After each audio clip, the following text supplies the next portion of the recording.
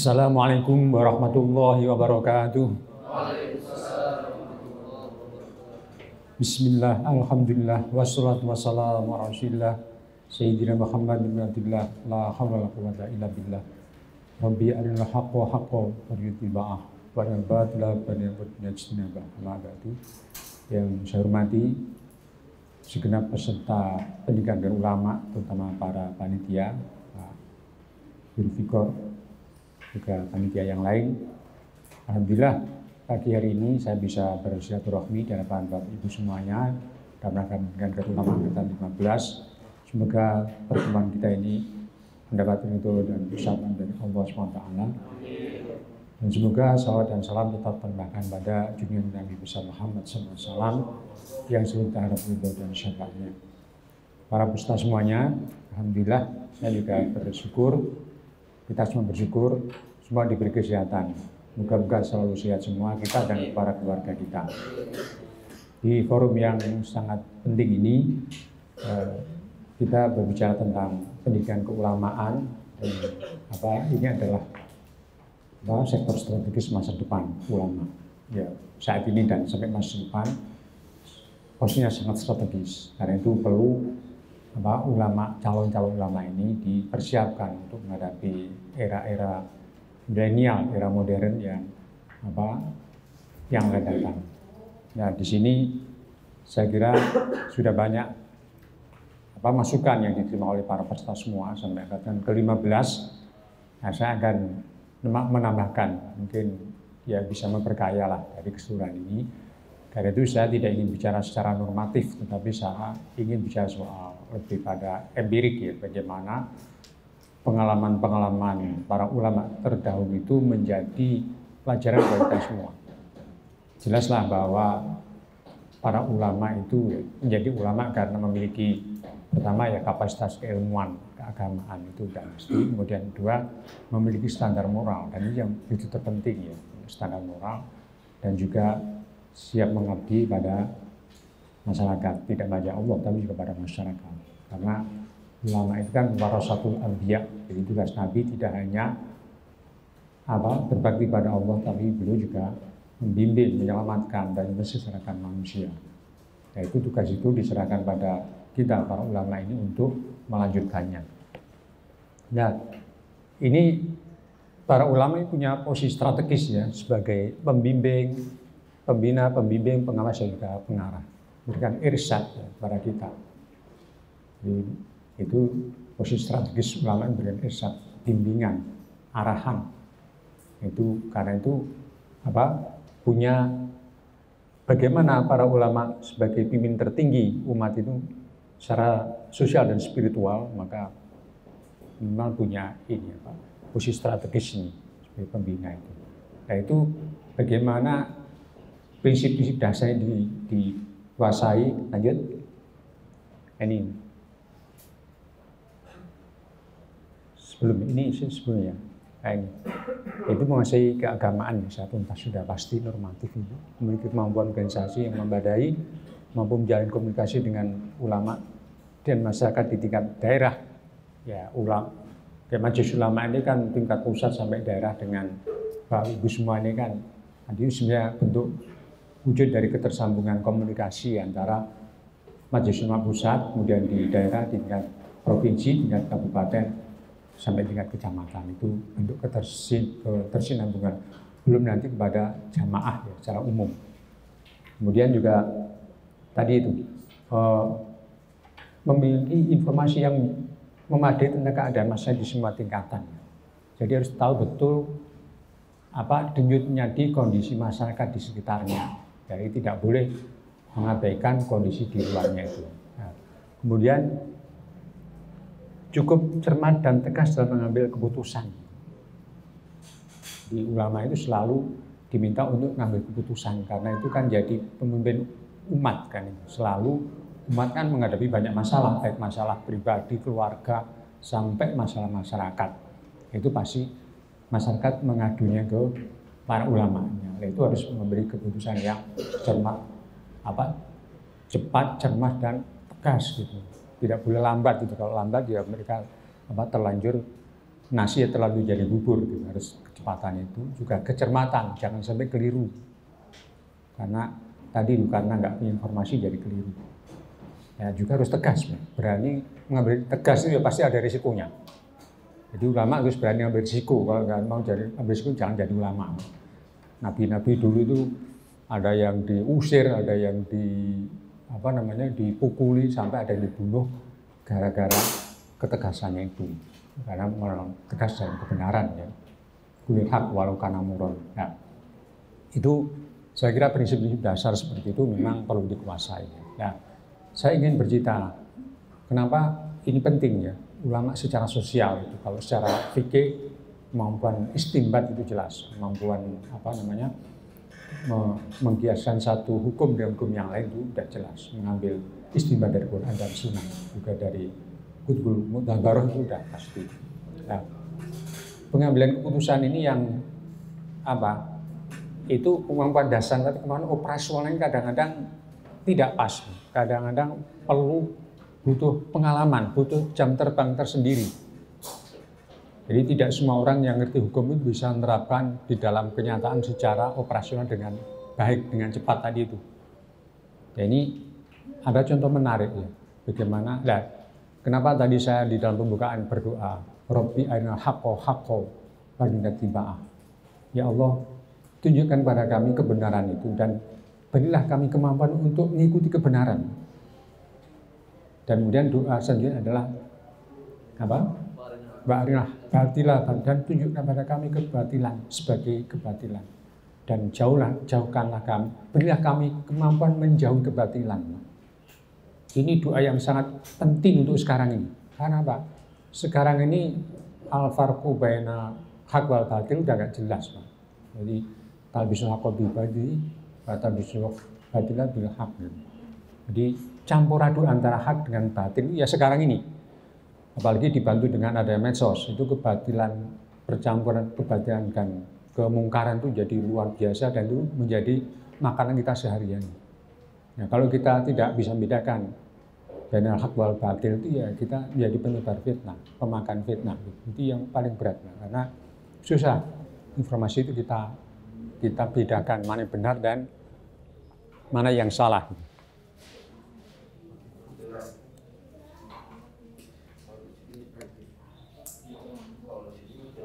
Dan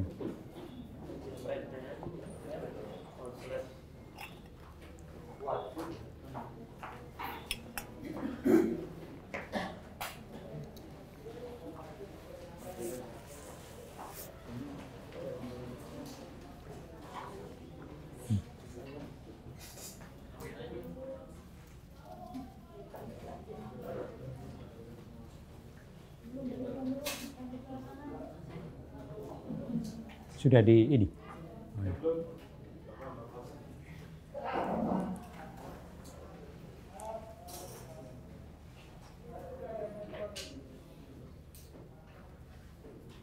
Sambil jalan, suara saya terdengar. Ya, suara saya itu agak rendah ya. Bukan bisa dengar. Ya, sambil nunggu speaker.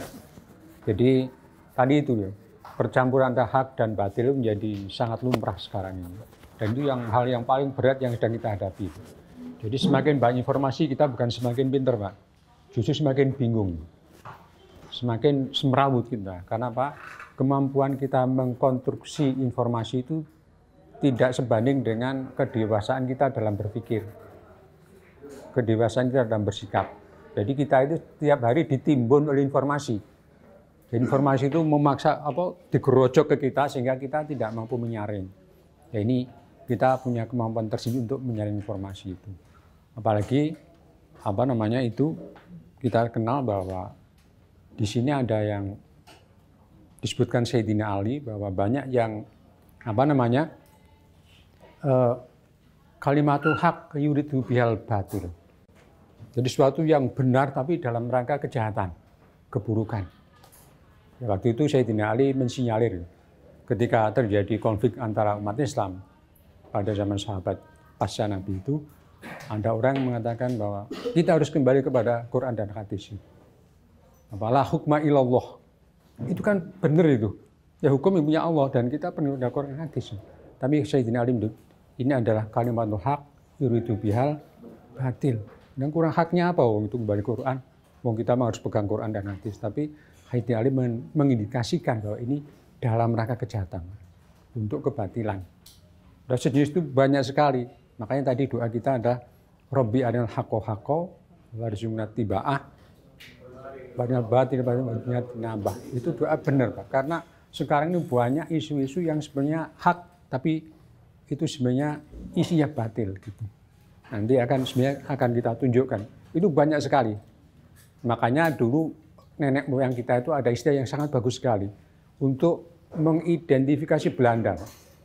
Jadi Belanda itu punya nama tipu muslihat. Ingat ya, kalau kita belajar sejarah, Belanda mengalahkan Sultan Agung dengan melakukan tipu muslihat, mengalahkan Tengku Umar, ulama dari Aceh dengan tipu muslihat.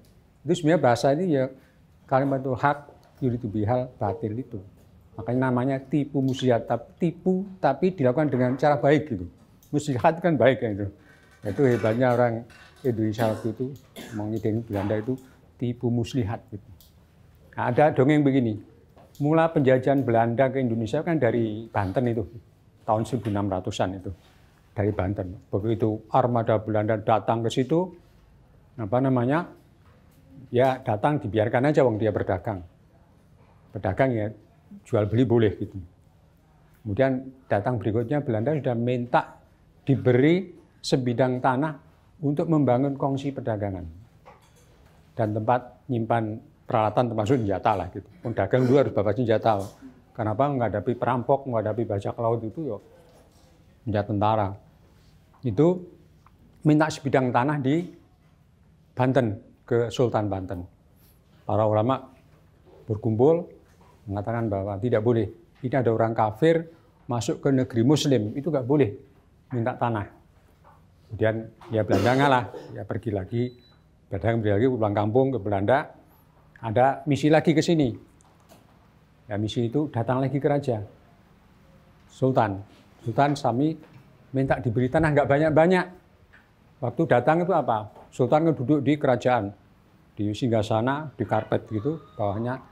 Nah, si utusan Belanda membawa kulit kerbau. Ya, waktu datang itu diinjak, dia menghadap sang Sultan itu, minta, Sultan saya tidak mau minta tanah di sini, nggak banyak-banyak, seluas kulit kerbau ini saja. Gitu. Nah, para ulama, para kerajaan, penggawa kerajaan itu ya setuju aja minta tanah hanya seluas kulit kerbau, kan sebidang ini aja itu kulit kerbau itu. Oh ya nggak apa-apa, silakan. Nah kemudian Belanda, oke, tanah itu kulit kerbau itu kemudian ditaruh di depan istana, pas di depan istana, nggak jauh-jauh disaksikan oleh para ulama dan penggawa kesultanan. Lalu apa? Kulit kerbau itu dikerat, dijadikan benang. Itu panjangnya bisa berkilo-kilo, Pak. Jadi tanah yang itu sesuai janji Sultan, satu kulit kerbau, seluas kulit kerbau itu dikerat jadi benang kecil gitu. Artinya tanah menjadi luas sekali kan. Disitulah kemudian Belanda mendirikan bentengnya. Ulama sudah kemakan janji dengan seluas kulit kerbau. Kulit kerbau kan segini. Ini kalau diurai benangnya jadi berapa kilometer kan. Nah, itulah disitu kemudian diambilkan benteng. Itulah penjajahan Indonesia dimulai. Dari situ, dari Kesultanan Banten itu Belanda datang ke situ. Masuk Indonesia karena apa? Salah dalam melihat persoalan gitu. Dan itu fatal sekali. 350 tahun kita dijajah gara-gara kesalahan ini. Nah, itu jangan terulang lagi ya. Banten skandal itu, skandal Banten itu. Sehingga kita sengsara 350 tahun itu. Itu karena ketidakcermatan ya dalam mengambil keputusan. Karena kita ya terlalu husnudzon ya. Nah, makanya di sini si buah ulama Nusantara pertama harus teguh dalam pendirian, tidak boleh goyah gitu. Karena yang kita hadapi langsung waktu ya Belanda gitu. Sebelumnya ya kalau Nabi ya yang dihadapi nggak main-main itu para raja itu. Nah makanya kita sebenarnya di sini kenapa ada latihan ulama ini, kita ini sebenarnya tidak hanya pewaris Nabi, pewaris para Rasul gitu. Punya misi ya, membangun misi dan Kita juga tidak boleh sembarang Rasul, tapi kita wasbir kama sobaro ulul azmi minar rusul. Jadi kita itu disuruh memiliki kesabaran seperti kesabaran para Rasul, para ulul azmi itu. Itu kan jumlahnya hanya 5 kan, Nabi Nuh, Nabi Ibrahim, Nabi siapa itu? Musa, Isa, dan Nabi Muhammad. Sangat terbatas. Ya, mereka kesabaran mereka sebagai ulul azmi itu bukan kesabaran pribadi karena penderitaan, bukan, tapi kesabaran dalam berjuang. Ya tadi itu. Sabar dalam berjuang apa? Yaitu cermat, cepat, tegas, kemudian gak berani. Itu adalah sabar dalam arti itu bukan sabar ngalah gitu, tapi sabar dengan keteguhan gitu. Itu disebut sabar. Ada lentur, tapi harus lentur dalam sikap. Makanya Nabi Musa ketika menghadapi Firaun, musuh yang jelas-jelas kafir, gitu, itu faqulu lahu qaulan layyinan. Jadi berbicara dia dengan bahasa yang lembut. Dan makanya salah sekali kalau di Indonesia itu orang bicara dengan kasar, itu nggak boleh. Sesama Muslim aja kan, ini dengan orang kafir jelas-jelas orang yang sangat luho, orang yang despot itu harus faqulu lahu qaulan layyinan. Jadi bicara dengan bahasa yang halus. La'allahu yatadzakkaru aw yakhsha, agar mereka sadar dan juga takut pada Allah. Itu pada Fir'aun itu tegas tapi lentur dalam bersikap, tegas tapi lentur dalam, kemudian juga tegas dalam bertindak, kemudian tadi itu berani nanggung resiko karena qulil haq walau kana murran itu, kemudian bertanggung jawab atas kepemimpinannya. Ini diputuskan para ulama di Semarang tahun 79. Ini ketika menghadapi Orde Baru ya, yang waktu itu sangat keras-kerasnya Orde Baru, nah itu ada rumusan seperti itu. Jadi keputusan para ulama. Lanjut.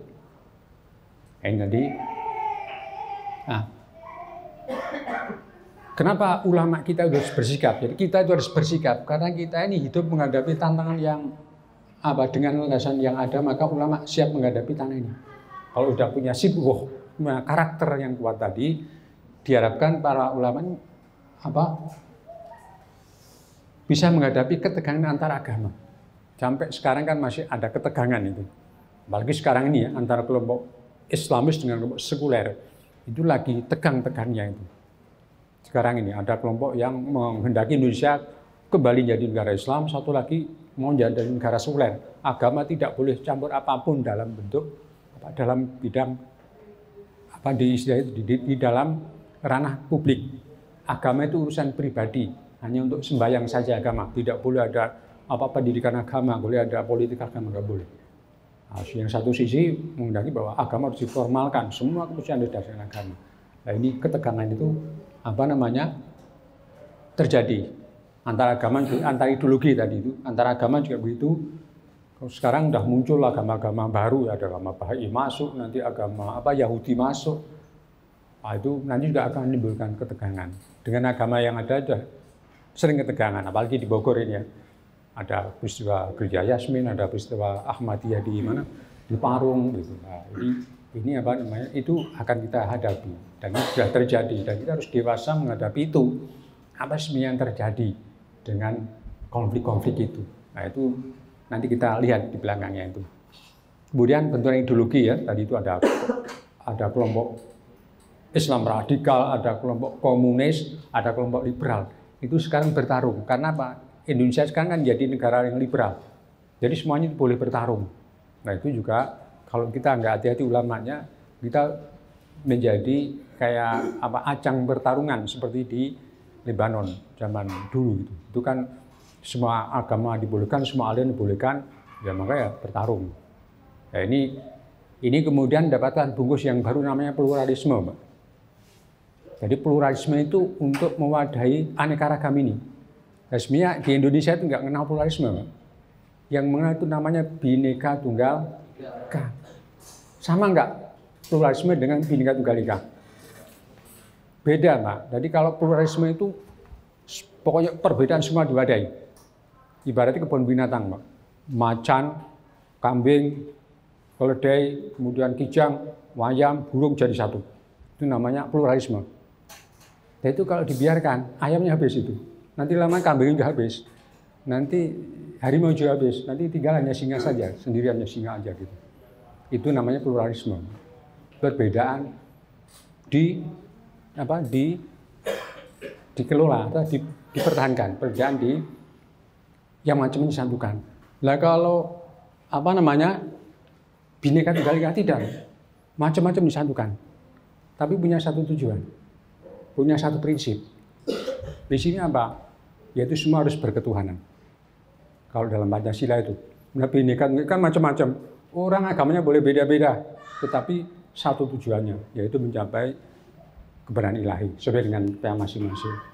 Orang boleh beda sukunya, tapi satu untuk persatuan Indonesia.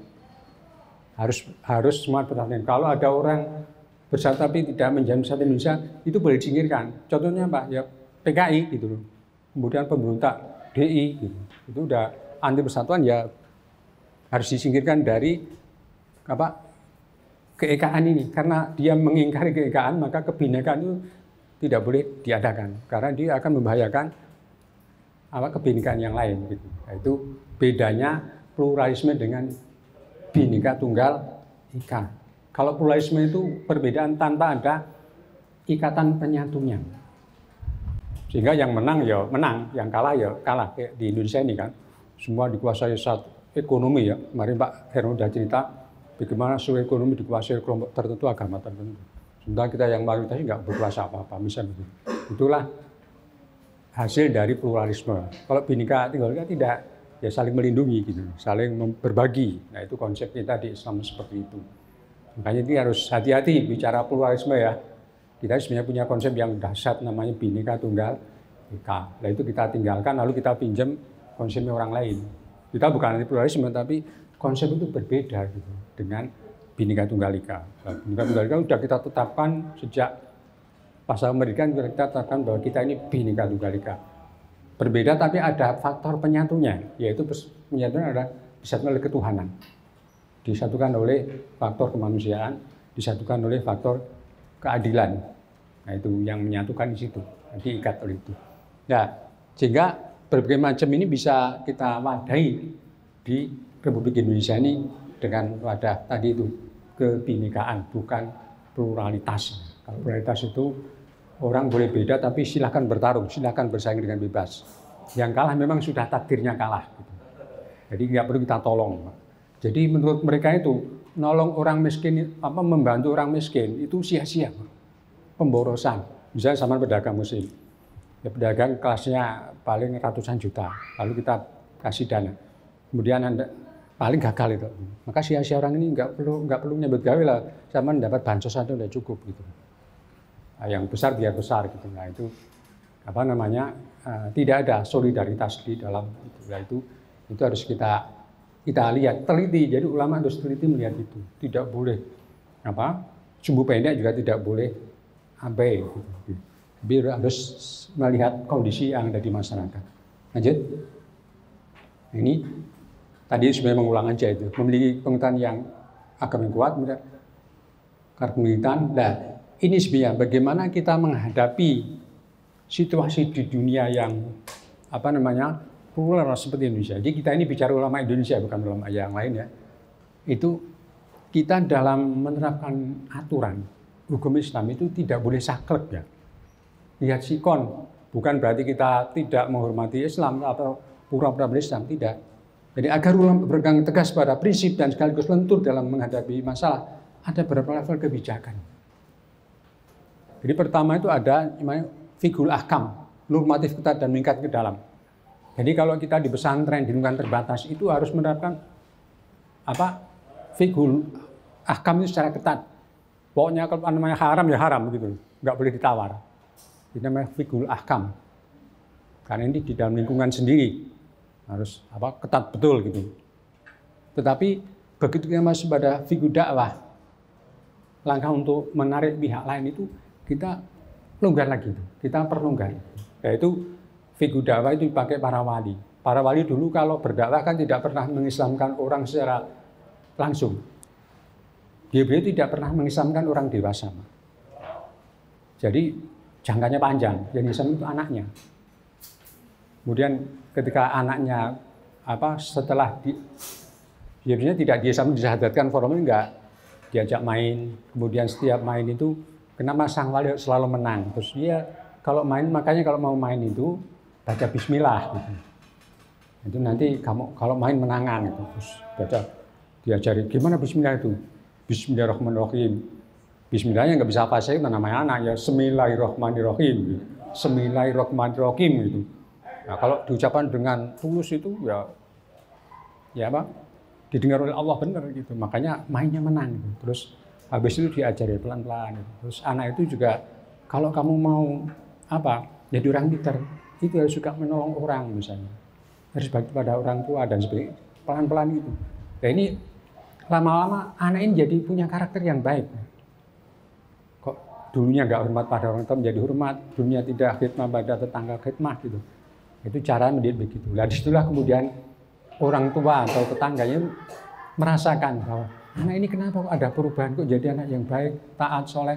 Karena diajari oleh Ki Demang ini atau Ki Sanak ini. Ya, bapaknya baru ke sana gitu. Bapaknya penasaran, tanya-tanya sana sini.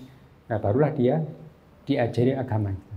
Jadi tidak instan tapi berproses gitu.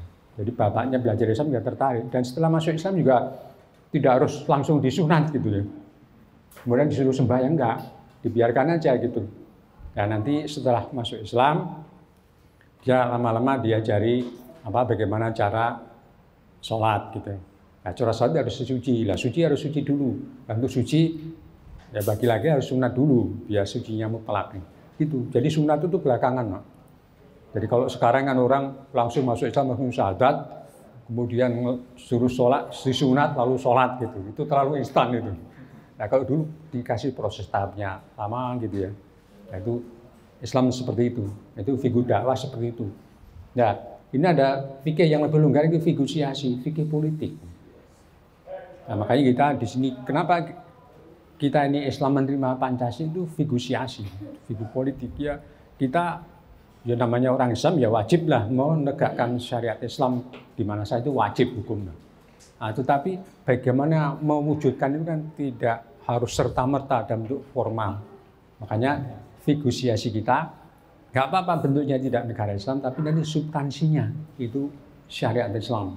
Itu adalah figur siasi kita. Jadi Pancasila NKRI kita terima sepenuhnya karena itu tidak bertentangan dengan agama dan itulah kemudian diisi dengan nilai-nilai agama.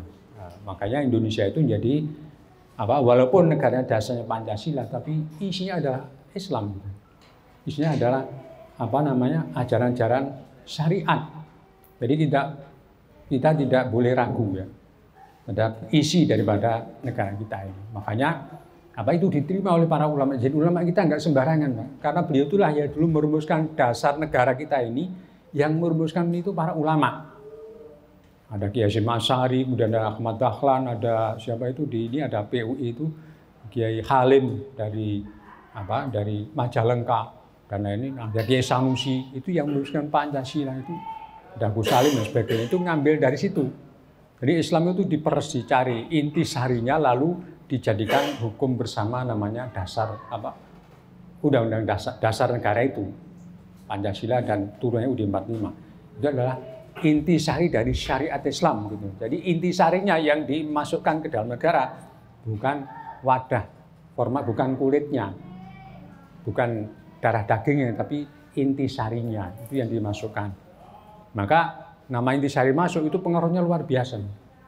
Maka kenapa di Indonesia itu walaupun negaranya negara Pancasila bukan negara Islam, tetapi bisa melahirkan berbagai hukum syariat yang tidak ada di negara lain. Contohnya apa? Di sini ada undang-undang haji, ada undang-undang zakat, ada undang-undang wakaf, undang-undang perkawinan, undang-undang apalagi banyak itu yang bernuansa syariat. Karena apa? Ya memang induknya syariat kok itu. Maka ya mau nggak melahirkan syariat itu gitu. Nah itu kalau tidak ada intervensi gangguan dari pihak lain, ya insya Allah kita walaupun Pancasila tapi syariatnya tetap kuat. Karena syariat kan kewajiban kita melakukan sholat, ibadah yang lain semua itu kan syariat. Nah ini adalah fikusiasi para ulama terdahulu itu seperti itu. Jadi bagaimana kita menjalani hidup bersama yang plural ini, yang majmuk ini, nah itu diwadahi dengan ideologi namanya Pancasila itu pemersatunya gitu. Nah kalau di tempat lain itu nggak ada pemersatunya, itu repot. Seperti di Timur Tengah itu sulit, pemersatunya nggak ada. Sehingga terjadi konflik, termasuk di Afghanistan juga begitu. Kenapa terjadi konflik berkepanjangan? Karena tidak ada faktor pemersatunya. Karena ulamanya tidak secanggih kita dalam menghadapi budaya. Nah kita ini menghadapi budaya yang sangat beragam. Sejak dulu para wali begitu datang ke Indonesia melihat keragamannya luar biasa. Sukunya beda-beda, kemudian agama juga beda-beda. Nah, para ulama kita ini pengalaman. Makanya beliau menerapkan fikhu, tidak hanya fikhul ahkam, tidak keras dalam hukum, gitu, tapi menggunakan fikhu dakwah. Dakwahnya lentur. Kemudian juga fikhu siasi, terapan dalam masyarakat dan negara juga sangat longgar, tetapi tidak kehilangan esensi, yaitu fikhu siasi, fikih politiknya seperti itu. Jadi ada fikih politik itu yang biasanya para ulama di situ. Gitu. Ini kan nanti kerjaan para ulama ya, terutama nanti di Majelis Ulama pusat itu kan menjadi mercusuarnya suara Islam di situ lah. Kalau beliau itu orangnya piawi, ya bisa bersuara tidak memperkeruh masalah, tetapi justru memberikan arah pada masyarakat dan bangsa Indonesia secara keseluruhan. Karena beliau tahu kondisinya, maka beliau ini bisa mengendalikan situasi, bukan malah mengacaukan situasi. Nah itu diharapkan Irsad di situ membimbing umat ya menuju pencerahan dan ketenangan, gitu. membawa ketenangan kalau ulama. Lanjut. Nah ini yang tadi itu. Dulu Indonesia dijajah Belanda hanya karena tertipu selembar kulit kerbau. Nah, tipuan itu bukan berarti berhenti, Pak. Terus jalan ke kita. Kalau sekarang ini, saat ini kolonial menipu kita dengan cara selembar brosur. Setelah kita baca, kita terhipnotis, lalu hilang seluruh kesadaran kita, lalu kita jalankan. Itu banyak sekali kita mengalami itu. Jadi mereka terus jalan itu. Nah, kolonial masih ada Amerika, ada Belanda, ada Inggris, Australia, Jepang, Cina. Itu kalau ke kita hanya mengajukan brosur aja, Mbak, proposal lah. Dengan ke kita kelihatan menarik sekali. Indonesia akan dibantu teknologinya. Pertama dikasih utang dan dibantu teknologinya. Tidak ada, Mbak, bantuan teknologi. Jadi seluruh ini teori sosial ini. Seluruh bantuan teknologi dari luar negeri itu adalah dalam rangka mematikan usaha industri setempat.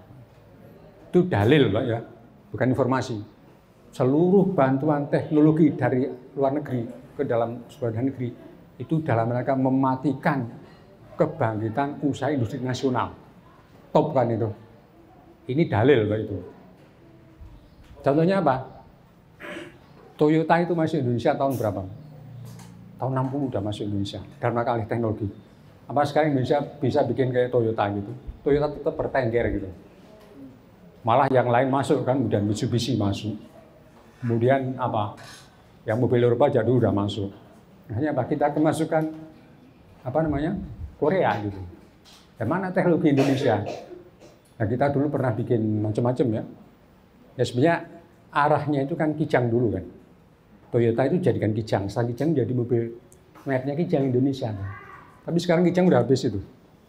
Terakhir itu yang itu Kijang yang paling baru itu Innova, ya Innova terbaru itu loh. Nah, itu sudah bukan Kijang yang dulu lagi, sudah mendekati habisnya elemen nasional dalam mobil Kijang. Jadi Innova terbaru itu gitu. Jadi bohong kalau mereka mau alih teknologi, nggak mungkin teknologi dialihkan itu. Harus dicuri, harus direbut gitu. Jepang dulu kan yang nyuri kan itu dari Eropa. Ya kayak gitu. Nah, ini kan kita menghadapi dunia seperti itu. Dunia ini tidak sebaik dalam proposal gitu. Tidak sebaik dalam brosur. Nah, kita itu yang lain kan kita disuguhi itu, suguhan yang menarik itu. Misalnya demokrasi. Asasi manusia kan barang bagus semua itu. Apa salahnya demokrasi? Demokrasi memberikan orang suara yang sama. Bisa melakukan kritik, apa urusan mungkar itu bisa jalankan dengan baik dengan demokrasi. Tapi apa yang terjadi? Demokrasi dalam rangka apa? Ya, ternyata demokrasi bukan yang kita maksud ini. Karena demokrasi pancingan orang lain untuk kita gitu. Nah, makanya kalau Cina itu ketika dipaksa demokrasi oleh Amerika, oh ya, Cina akan melakukan demokratisasi, tapi 100 tahun lagi katanya.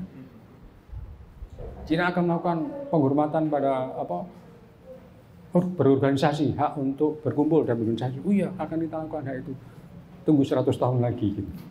Nah, kapan 100 tahun kan kita nggak tahu 100 tahun itu. Nah ini mereka bukan berarti demokrasi itu jelek, tetapi ini demokrasi dalam apa dulu gitu. Ini bukan demokrasi pasal 4 Pancasila, permusyawaratan dan perwakilan itu, tapi ini demokrasi adalah apa? Diberikan semua akses kepada semua orang gitu. Sehingga orang swasta, orang asing bisa kembali ke Indonesia itu. Jadi sekarang ini orang asing itu bisa memiliki tanah tanpa batas di Indonesia. Bisa mengambil sumber daya alam tanpa batas. Nah itu maksudnya seperti itu demokrasi itu. Jadi mereka harus dihargai juga gitu loh. Jangan chauvinistis, jangan berpikir sektoral. Jadi berpikir ke Indonesia nggak boleh. Itu sektoral namanya. Makanya itu dia tuh di proposal kita harus berpikir universal kemanusiaan gitu. Tanpa batas. Makanya mereka boleh investasi di sini. Menjarah mendominasi juga nggak apa-apa, karena udah ada hukumnya. Yaitu hukum yang dibuat mereka sendiri. Kita sering terkecoh itu. Belum lagi nanti soal isu gender ya, nanti ibu-ibu ini ya. Isu gender itu bukan jelek, Nabi Muhammad itu kan pelopor paling depan dalam menghargai perempuan itu. Tapi yang dimaksud bukan itu. Ini adalah cara untuk meliberalisasi keluarga. Jadi keluarga itu diliberalisasi. Di keluarga nggak boleh ada kepala rumah tangga, tidak harus bapak gitu. Ibu juga bisa jadi kepala rumah tangga seperti itu. Dan terakhir malah kalau orang nikah itu sekarang udah tidak perlu minta izin persetujuan orang tua. Orang tua itu hanya perlu dikasih tahu aja gitu. Kita nikah sendiri aja itu. Orang tua dikabari saja gitu. Itu nanti sistem pendidikan modern pernikahan modern itu akan seperti itu. Karena keluarga ini, kenapa keluarga itu jadi sasaran paling khusus oleh liberalisme? Karena liberalisme kan anti negara, anti kebangsaan. Semua harus bebas, harus dari individu. Yang penting individu. Individualisme. Nah itu intinya di individualisme. Kalau manusia masih berkeluarga, masih bermasyarakat, apalagi masih berorganisasi, itu udah jelas mengganggu individualisme itu. Makanya semua organisasi itu harus dicairkan. Ada ormas kayak NU, Muhammadiyah, Persis, macam-macam dicairkan. Dan organisasi yang sangat kuat, yang sangat besar adalah negara. Negara harus dicairkan juga. Negara itu tidak boleh ada. Makanya negara itu preteli kan, negara nggak boleh ngurusi ekonomi. Negara nggak boleh punya badan usaha milik negara. Nah, padahal badan usaha milik negara itu kan bagaimana negara menyantuni rakyatnya kan. Kalau negara itu punya misalnya pabrik beras, punya pabrik minyak, punya pabrik baja. Itu kan dalam rangka mensuplai kebutuhan masyarakatnya dengan harga sesuai dengan kemampuan pemerintah. Itu nggak boleh. Sekarang nggak boleh, negara tidak boleh ngurusi ekonomi. Itu harus, makanya ada undang-undang dari mereka harus divestasi. Jadi negara harus menjual semua BUMN itu, karena negara itu tidak bisa adil nanti kalau tidak bisa berkembang kalau ngurusi ekonomi. Maka terjadi penjualan BUMN itu. Ketika negara menjual BUMN, lalu diberi swasta, lalu swasta mencari keuntungan sendiri. Keuntungan sebesar itu. Lalu layanan pada masa nggak ada. Tidak seperti BUMN kan melayani, tujuannya melayani, walaupun sekarang BUMN juga tidak melayani, nggak apa-apa gitu. Tapi tujuan utamanya itu, mau dipegang swasta, ya udah swasta semau-maunya itu. Mau naikkan tarif itu ya. Ini sebenarnya dari brosur-brosur yang diedarkan ke kita itu dalam bentuk clean government, termasuk korupsi, anti korupsi, semuanya itu sebenarnya isu jebakan. Jadi itu namanya kalimatul haq yuridu bihal batil. Makanya nanti ada gimana kita bisa mengatasi jebakan-jebakan ini. Ya. Apa? Iya.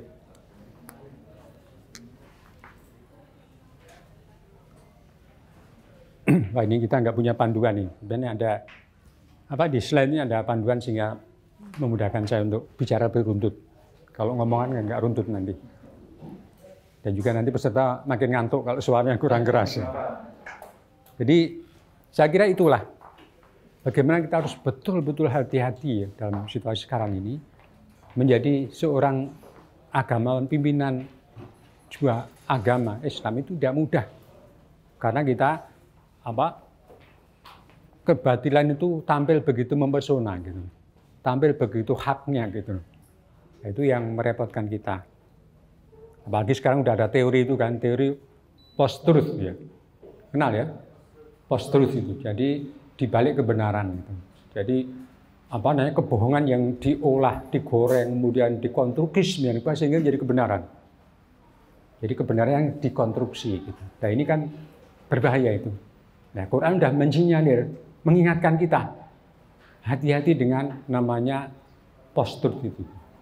Nah, tahu nggak post-truth bahasa Qurannya apa itu? Bahasa Quran itu ada di Quran, ba'dal haq. Ba'dal haq. Di balik kebenaran. Dan Quran menegaskan bahwa ba'dal haqqi illa dhalal. Jadi post-truth itu ada kebohongan, kesesatan. Itu bahasa Quran. Quran sudah menjelaskan semuanya. Sementara itu kan hidup sehari di kita. Kita hidup dalam suasana yang post-truth, ba'dal haq itu. Itu kan penuh dengan kegelapan ya, penuh dengan kesesatan gitu. Menyesatkan cara berpikir kita, bersikap dan bertindak kita. Nah, ini yang mesti dimiliki oleh seorang pimpinan agama yang tidak hanya bertanggung jawab pada masyarakat di dunia, tapi di akhirat kelak gitu. Ini kan berat gitu. Kalau mungkin yang lainnya kan tanggung jawabnya paling nggak hanya di dunia, tapi kalau kita ini kan dunia akhirat, yaitu kecermatan sangat dibutuhkan. Bisa dimulai lagi.